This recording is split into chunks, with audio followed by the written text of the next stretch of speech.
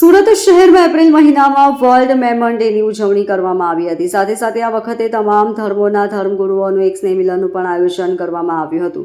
આ વખતે world Memon day અને પવિત્ર ઈદનો તહેવાર સાથે સાથે ઉજવવાનું નક્કી કરાતા તેમના તમામ ધર્મોના ધર્મગુરુઓને એક મંચ પર આમંત્રણ આપી સ્નેહ મિલન યોજવામાં આવ્યું હતું।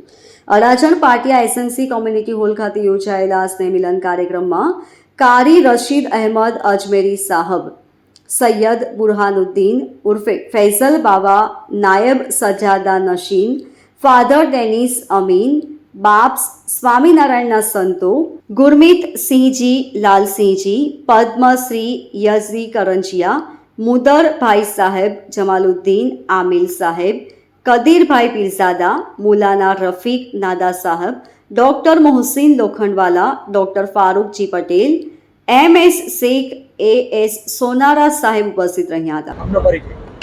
હું Asif Shafibhai Bismilla, president all Surat Memon association. આજે કેવા પ્રકારનો કાર્યક્રમ રાખ્યો છે? ઉદ્દેશ આજે 15મી એપ્રિલના દિવસે અમે એક ઈદ મિલનનો કાર્યક્રમ રાખેલો છે, જે 10 એપ્રિલના દિવસે અમારો વર્લ્ડ મેમન ડે ઉજવાય છે એનો કાર્યક્રમ અને ઈદ મિલનનો કાર્યક્રમ આજે અમે આ બે કાર્યક્રમ એક સાથે મૂકેલા છે। એમાં શહેરના દરેક ધર્મના અગ્રણીઓ આવે છે અને ઘણા મહાનુભાવો અહીંયા પધારેલા છે અને મેયરશ્રી, સ્ટેન્ડિંગ કમિટી ચેરમેનશ્રી, અધિકારીઓશ્રીઓ બી આવેલા છે અને આજનું આ પ્રોગ્રામ અમે રાખેલું છે।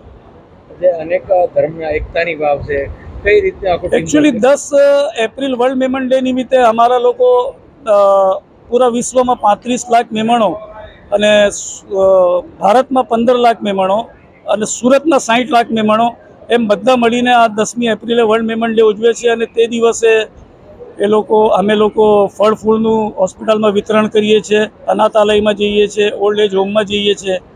આવા બધા નોબલ કાર્યો અમે કરતા હોઈએ। સાથે સાથે વિશ્વમાં દરેક જગ્યાઓ પર આવી રીતે સમિટો થાય છે, મિટિંગો થાય છે અને ભાઈચારાની આપણે સંદેશો આપવામાં આવે છે। Bureau report LK star news, Surat.